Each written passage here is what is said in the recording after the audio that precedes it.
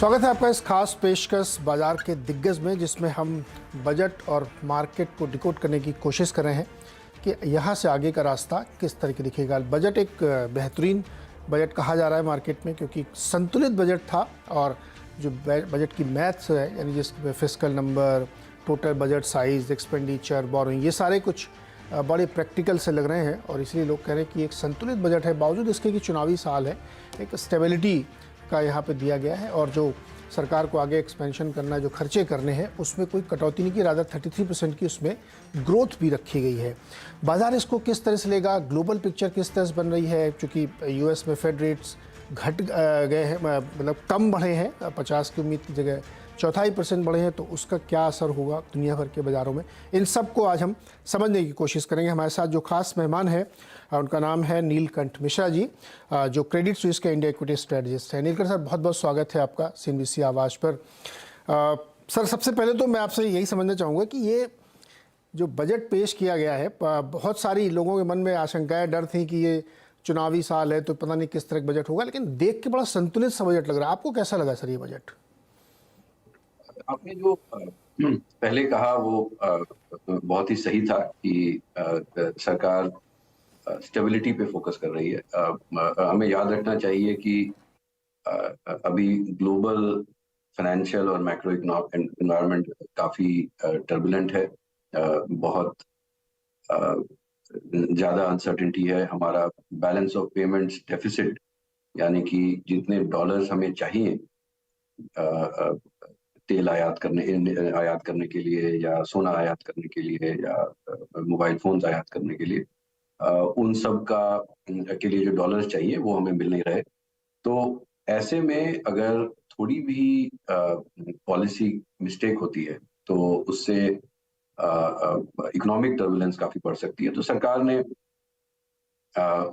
Stability को prioritise किया है और काफी क्रेडिबली प्रायोरिटाइज किया है।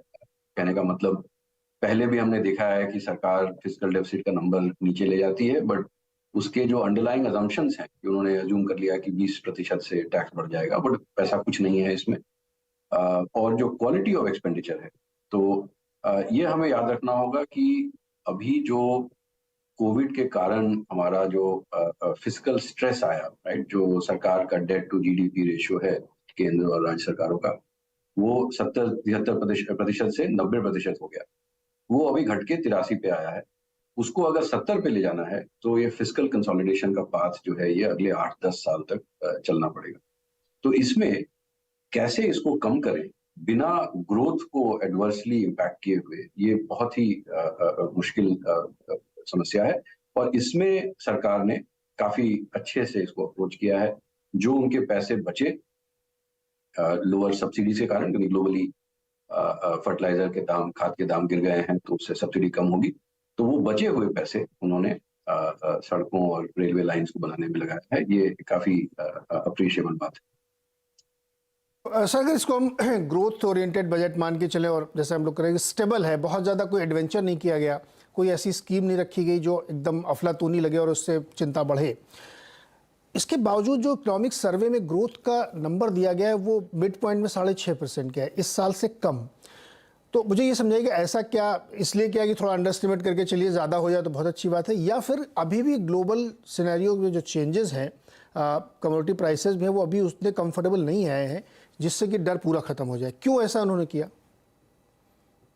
तो मेरे हिसाब से ग्रोथ जो कंसेंसस अज्यूम कर रही है, बहुत लोग तो 6 के नीचे आ गए हैं 2024 के लिए, और जो सरकार ने किया है, ये दोनों ही बहुत कंजर्वेटिव है। मेरे हिसाब से ग्रोथ उससे ज्यादा अच्छी आएगी, लेकिन सरकार का कंजर्वेटिव होना बहुत ही अच्छी चीज है।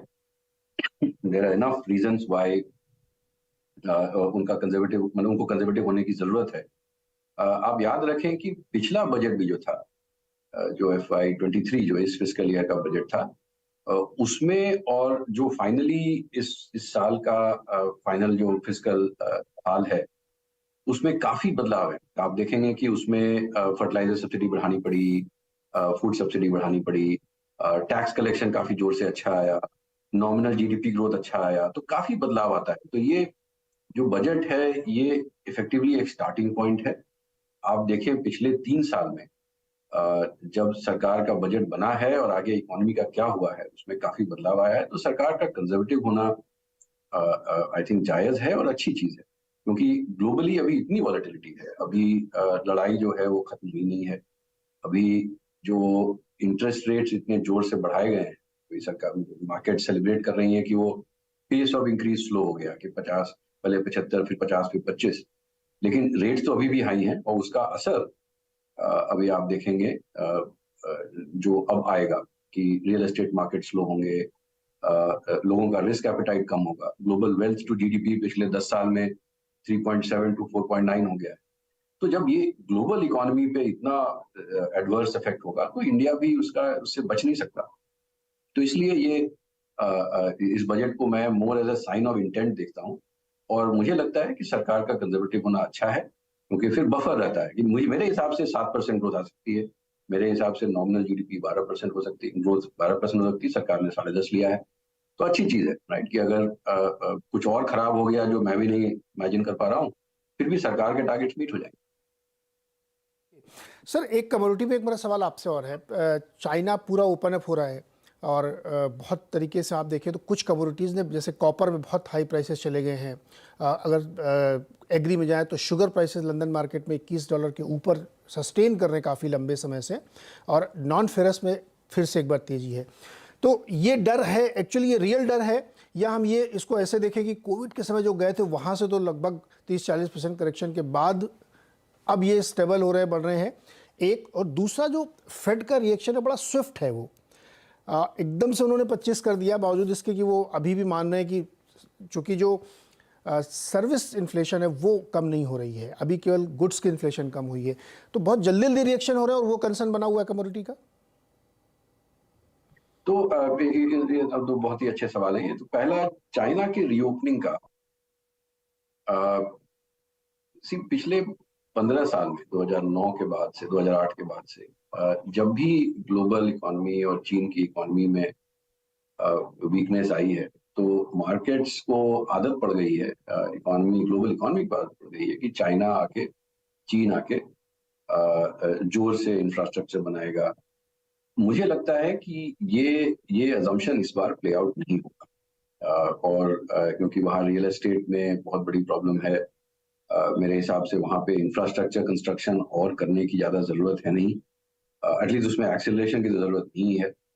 तो ये जो मेटल्स में काफ़ी तेज़ी आई है, इसमें मुझे लगता है कि ये एटलीस्ट स्टील में तो पक्का ये इसमें प्रॉफिट टेकिंग की अपॉर्चुनिटी आती है। कॉपर में सप्लाई इश्यूज आए हैं, राइट, जैसे कुछ कुछ लैटिन अमेरिका में सरकार मतलब गवर्नमेंट फॉर्मेशन में प्रॉब्लम्स आई हैं, उससे थोड़ा अनरेस्ट आया है, उससे सप्लाईज पे असर पड़ा है।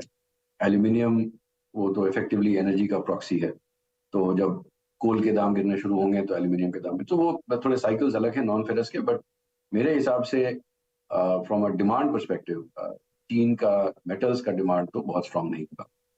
चीन का डिमांड कहाँ इंप्रूव होगा, वो है कंज्यूमर गुड्स, क्योंकि वहां पे भी जैसे हमने अपने यहाँ देखा था कि बहुत ही दुखद समय था हमारे लिए, जब सेकेंड वेव में काफी इकोनॉमी बंद हुई, लोग काफी डिस्ट्रेस में थे, तो कंजम्पशन गिर जाती है। वो चीन में भी हुआ है पिछले 3-6 महीने में। तो जब लोग वापस आएंगे, तो इस बार भी छुट्टियां मना रहे थे पिछले हफ्ते, अब वो खर्च करना शुरू करेंगे, तो कंज्यूमर गुड्स का डिमांड, कि वो कपड़े हुए, मोबाइल फोन हुए, जो छोटी छोटी चीजें हैं, उन सब पे काफी एक्सपेंडिचर बढ़ेगा। वो ट्रैवल टूरिज्म में काफी ग्रोथ करेंगे, तो उसका आई थिंक ग्लोबली उसको डिमांड को सपोर्ट करेगा। बट उसका बहुत नेगेटिव असर, तेल का दाम अगर छोड़ दें तो भारत पे नहीं पड़ना चाहिए।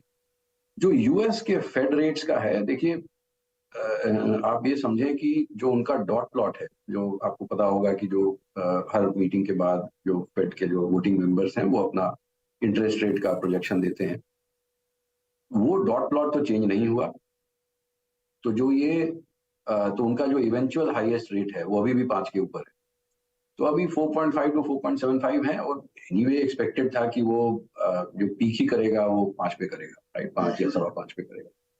तो उसमें बहुत ज्यादा रिलीफ की भी जरूरत नहीं है मेरे हिसाब से। अब हमें ये देखना है कि ये जो हाई इंटरेस्ट रेट्स हैं, और अभी ईसीबी और बैंक ऑफ जापान दोनों को मार्केट एक्सपेक्ट कर रहा है कि टाइटन करेगा। इसीलिए आपने देखा होगा जो ट्रेड वेटेड डॉलर है DXY वो काफी कम हो गया है, क्योंकि अभी यूरो और येन में रेट्स अभी भी बढ़ने बाकी है। तो ग्लोबल कॉस्ट ऑफ कैपिटल काफी एलिवेटेड रहेगा और उसका इकोनॉमी पे, ग्लोबल इकोनॉमी पे क्या असर पड़ेगा ये अभी लोगों को पता नहीं है। मेरे हिसाब से वो जो उसका जो नेगेटिव असर पड़ेगा वो अभी मार्केट्स में प्राइस्ड इन नहीं है। सर एक कोई क्वेश्चन और बजट पे आपसे लेते हैं। अब चूंकि बहुत लोगों ने कहा कि या कह भी रहे हैं कि एम्प्लॉयमेंट को पुश देना चाहिए सरकार को, और रूरल में या छोटे शहरों में तो दिक्कत थी ही। हम लोग देख रहे हैं जो कंज्यूमर फोकस कंपनीज हैं उनकी सेल्स ग्रोथ पे ये साफ दिख रहा है कि इम्पैक्ट है, उतनी अच्छी ग्रोथ नहीं आ रही है। बहुत सारी जो एकदम अभी बिस्किट विस्किट की कंपनीज आई हैं उनकी सेल्स ग्रोथ देखिए 1-1% तक रह गई हैं। तो जो पहले था कि बड़े शहरों में ठीक ठाक है, गाँव में ठीक है, अब क्या वहाँ पे भी डेंट आ रहा है क्या? देखिए इसमें मैं आपको 2-2.5 साल पहले के हालात दिखाता हूँ। पहले तो क्या होता है कि आपने हाई इनकम कंज्यूमर से सबको घर में बंद कर दिया। अब आप गुड्स डिमांड थोड़ा बहुत सस्टेन करती है, सर्विसेज डिमांड स्लो हो जाता है। तो आप ये देखें कि जो हाई इनकम कंज्यूमर्स हैं, टॉप क्वार्टाइल के जो हैं, उनका काफी खर्चा सर्विसेज में होता है, जहां वो दूसरे लोगों का समय लेना चाहते हैं। वो लो इनकम लोग हाई इनकम लोगों का समय केवल मेडिकल प्रोफेशन में या लीगल प्रोफेशन, लॉ, हेल्थ के लिए लेते हैं, बट बाकी तो ज्यादातर travel tourism, restaurants, coaching, personal driver, personal help. तो ये सब तो जब आप लॉकडाउन करते हैं तो ये आप समझ लें पानी की तरह पैसा जो है वहां से यहाँ बहना बंद हो जाता है। तो यहाँ सेविंग्स बहुत बढ़ जाती हैं, यहाँ पे डिस्ट्रेस बहुत बढ़ जाता है।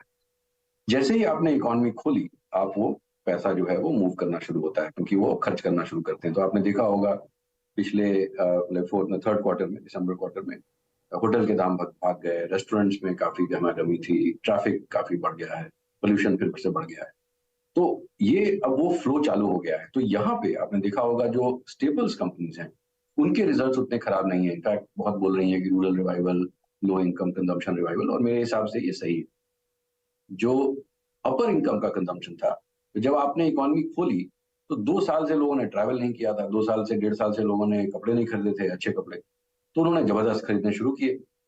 अब उस लेवल पे आप फिर से हाई ग्रोथ लगा देंगे तो आपको डिसअपॉइंटमेंट ही होगी। तो हम लोग तो कंज्यूमर डिस्क्रिशनरी पे अंडरवेट रहे हैं, क्योंकि वो एक अब ये ट्रेंड लाइन माने, और क्या हुआ कि वो कोविड के बीच में नीचे गया, फिर भाग के ऊपर गया, अब वापस यहाँ आ रहा है। लेकिन आप ये देखेंगे तो लगेगा कि बड़ी कमजोरी हो गई। मुझे नहीं लगता कि ये समस्या जो है वो 6-8 महीने से ज्यादा की है, फिर वो बेस करेक्ट हो जाएगा, फिर वो ग्रोथ आने लगेगी। आई थिंक लो इनकम में जॉब्स रिवाइवल जो है वो काफी एनकरेजिंग है, और वो लॉन्गर टर्म इकोनॉमिक हेल्थ के लिए बहुत। और बजट इसको एड्रेस भी कर रहा है क्योंकि सरकार लगातार जो खर्च कर रही है अपनी तरफ से, उससे जॉब क्रिएशन होगा।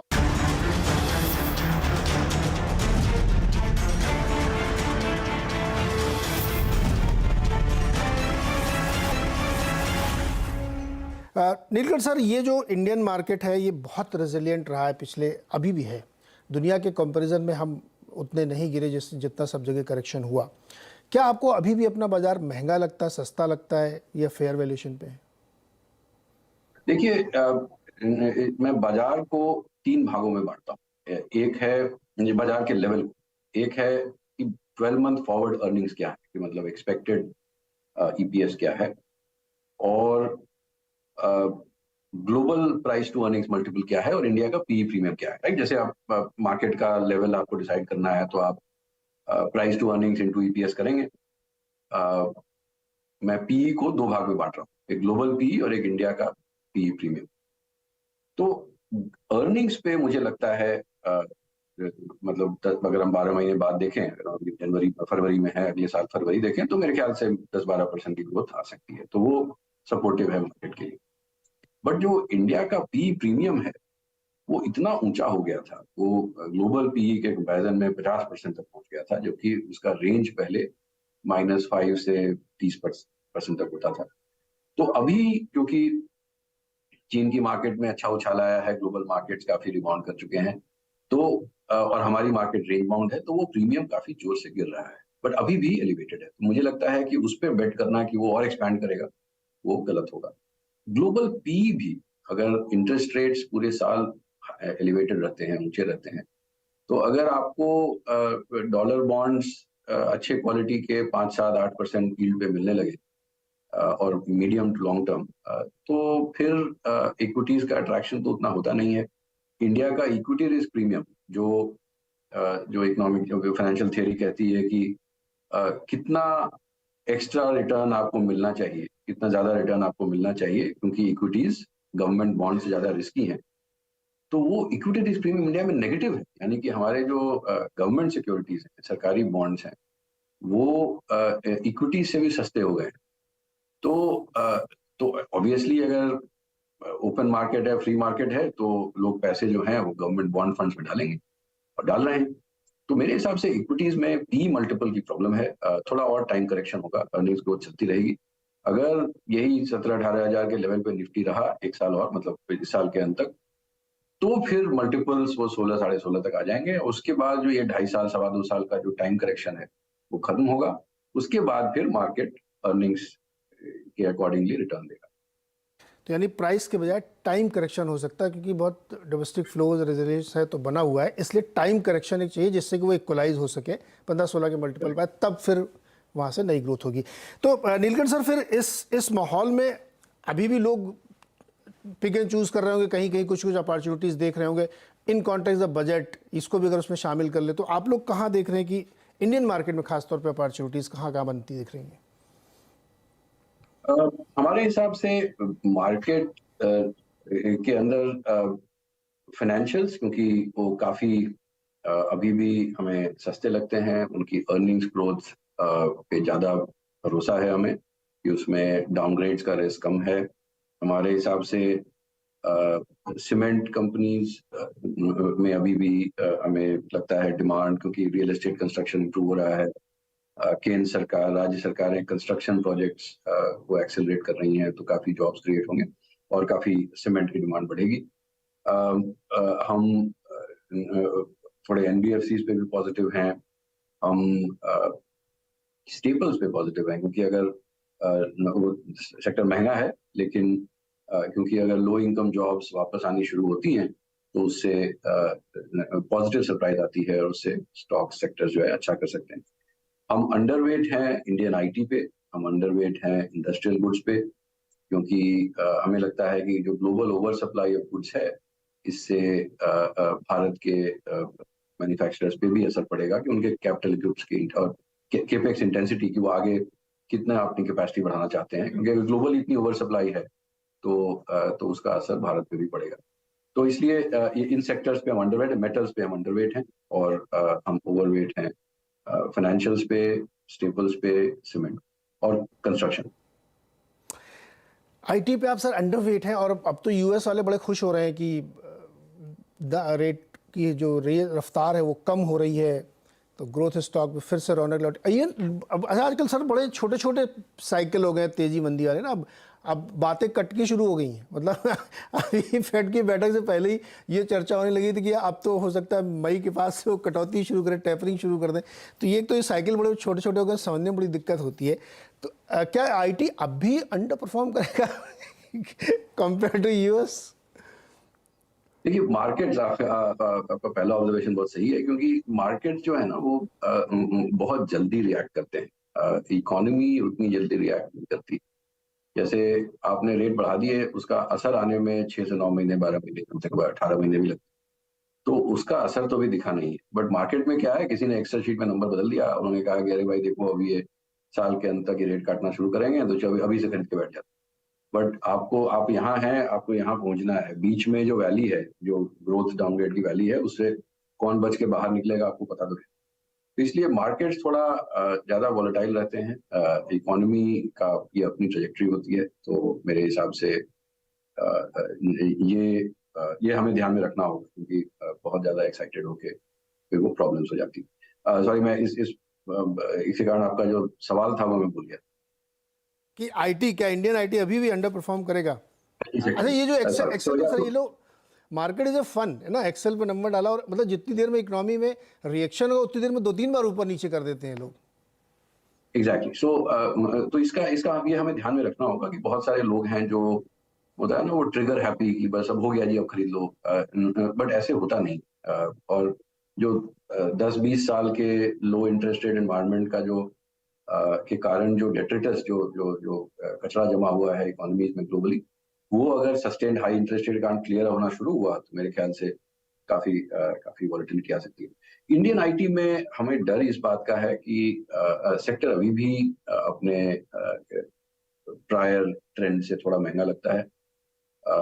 मुझे लगता है कि जो अर्निंग्स कट्स हैं उनकी जो सेल्स ग्रोथ लोगों ने एज्यूम की हुई है कि वो 7-8 नहीं तो 5% तो हो ही जाएगा।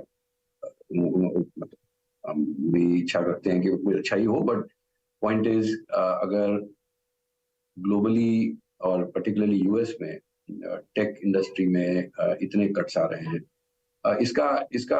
इसकी वजह ये है कि लोग जिन्होंने सोचा था कि 1-2 साल पहले की दुनिया पूरी बदल जाएगी, कोविड के कारण सब लोग वर्क फ्रॉम होम करेंगे, सब लोग ऐप्स पे परचेज करेंगे, वो ई कॉमर्स का शेयर वापस यूएस का वो प्री कोविड के नीचे आ गया, मतलब प्री कोविड लेवल पे पहुंच चुका है। तो the pace at which technology adoption होना था, शायद ओवर इन्वेस्टमेंट हो गई है। बहुत सारी टेक कंपनीज ने 2.5 गुना 3 गुना हायरिंग कर ली थी।